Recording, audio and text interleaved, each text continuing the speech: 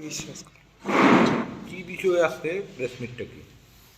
আজকে আমরা ত্রিপুরা চাকমা স্টুডেন্ট অ্যাসোসিয়েশনের পক্ষ থেকে যে প্রেস কনফারেন্সটা করছি, মূলত আমাদের যে দুর্ঘটনা একটা ঘটেছে গত 9 ডিসেম্বর এই 2025। আমাদের ত্রিপুরারই ছাত্র এঞ্জেল চাকমা এবং তার ছোটো ভাই মাইকেল চাকমা দেরাদুনে পড়াশোনারত। তো ওনারা ওখানে সন্ধ্যার সময় ওনারা বাজারে বেরিয়েছে। তারপর বাজারে বেরোনোর পরে ওখানে যে লোকাল যারা দেরাদুনবাসী, স্বভাবতই তারা আমাদের তাদের দুই ভাইকে এবং তাদের সঙ্গে যে দুজন বন্ধুবান্ধব ছিল ওনাদেরকে ক্রিটিসাইজ করতে আসে, যেভাবে চাইনিজ, চিংকি মঙ্কি, মোমোস এরকম কুরুচিকর মন্তব্য করা। তো এই ঘটনা কিন্তু আজ থেকে নয়, এবং কয়েক বছর আগের থেকে আমরা দেখছি যে নর্থ ইস্টের যে আমাদের লোক, সেগুলোকে বাইরে গেলে, ত্রিপুরার বাইরে গেলে, নর্থ ইস্টের বাইরে গেলে এরকম ক্রিটিসাইজ করা হয়, কুরুচিকর যে মন্তব্য করা হয়। তো সে ব্যাপারে একদম আমাদের যে ভাষাটা হচ্ছে আমরা এর একদম তীব্র প্রতিবাদ করি এবং তীব্র নিন্দা জানাই এরকম ঘটনায়। ওই ঘটনা পরিপ্রেক্ষিতে তাদেরকে যখন প্রতিবাদ করা হয় যে আমরা ভাই আমাদেরকে এরকম বলছো কেন, তো বলছো কেন এরকম হওয়ার পরেই তারা উল্টো করে তাদেরকে আক্রমণ করে। প্রথমে মাইকেল চাকমাকে আক্রমণ করে পিছনে লাঠি দিয়ে, আয়রন রড দিয়ে। তারপর ওনার বড় ভাই যে এঞ্জেল চাকমা, যিনি মারা গেছেন গত 27 ডিসেম্বর 26 ডিসেম্বরে, তো উনি তার ছোটো ভাইকে বাঁচানোর জন্য এসেছে, প্রটেস্ট করার জন্য। তারপরে ওনাকে পেছন থেকে তার ছুরি মেরে দিয়েছে। তো ছুরি মারার পরে একদম ইনজিউর্ড হয়েছে, হাইলি ইনজিউর্ড। তাই ইনজিউর্ড হওয়ার পরে ওনারা 4 বন্ধু বান্ধব মিলে ওনাকে সেখানে লোকাল এরাগ্রাফিক হসপিটাল যেখানে আছে ওখানে নিয়ে গেছিল। তো নিয়ে যাওয়ার পরে যেই ছাত্ররা ছিল ওনারা প্রথমে পুলিশ স্টেশনে গিয়েছিল, পুলিশ স্টেশনে এফআইআর করার জন্য, যেহেতু এটা একটা মারপিটের কেস, পুলিশ কেসের আছে।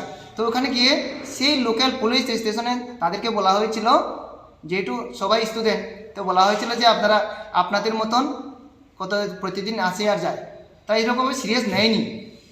তারপরে ওনারা হাসপাতালে সেরকম। তো এক তো পুলিশ প্রশাসন একদম গাফিলতি করেছে, নেগলিজেন্সি করেছে যে ঘটনাটা। তারপর 9 তারিখ হয়েছে ঘটনাটা। তারপর দিল্লি চাকমা স্টুডেন্ট ইউনিয়নের সদস্যরা এবং সেখানে দিল্লিতে কর্তব্যরত দিল্লি পুলিশ, আমাদের একটা বোন দীপা চাকমা, ওনারা গিয়ে পুলিশ প্রশাসনের কাছে গিয়ে এই ঘটনাটা বিস্তারিত জানান। তারপরেই ওনারা স্পটে গিয়েছেন 10 তারিখে, 10-11 এরকমভাবে গিয়েছে। তারপর কিন্তু এফআইআর হয়নি তখন। তারপরে ওই টিমটা দিল্লি স্টুডেন্ট ইউনিয়নের যে টিম এবং সাথে যে দিল্লি পুলিশের কনস্টেবল এবং নর্থ ইস্টের student, retired senior IPS officer আমাদের প্রেম প্রকাশ স্যারজির কাছে দেখা করেছেন। দেখা করার পরেই তারপরেই তো 12 তারিখ তো এফআইআর রেজিস্টার হয়েছে। তো আমরা ভাবতে পারছি কতটা নেগলিজেন্সি করছে ওনারা এই ঘটনাটা। তারপরেই অ্যাকশন নেওয়া শুরু হয়েছে ওইখান থেকে। তো এইভাবে আমরা এটার বিরুদ্ধে আমাদের যে নর্থ ইস্টের স্টুডেন্টদের, নর্থ ইস্টের লোকদের বিরুদ্ধে বারবার যে ক্রিটিসাইজ করা হয়, এইভাবে আমরা ভারত সরকারের কাছে জানাতে চাই, যদি সত্যি আমরা কিন্তু মনে প্রাণে নর্থ ইস্টের যে উত্তর পূর্বাঞ্চলের লোকরা কিন্তু আমাদের একদম পিওরলি লয়ার ইন্ডিয়া, আমরা ভারতীয় মন থেকে। তারপরেও যদি আপনারা যে কাজ করতেছেন, নর্থ ইস্টের বাইরে যে ধরনের আমাদের ব্যবহার করা হয়, কুরুচিকর মন্তব্য করা হয়, ব্যঙ্গাত্মক করা হয়, তারপরে আপনারা কিন্তু ভারত সরকার যে বাইরের যে ইন্ডিয়ান, আমাদের নর্থ ইস্ট ইন্ডিয়ানের বাইরে যারা আছে, তারা কিন্তু আপনারা কিন্তু ইনডাইরেক্টলি আমাদের ফোর্স করতেছেন যে আমরা যাতে ইন্ডিয়ারে হেড করি। ইন্ডিয়ারে হেড করার জন্য আপনারা ইনডাইরেক্টলি ফোর্স করতেছেন, সেরকম আমরা ভাবছি এখন।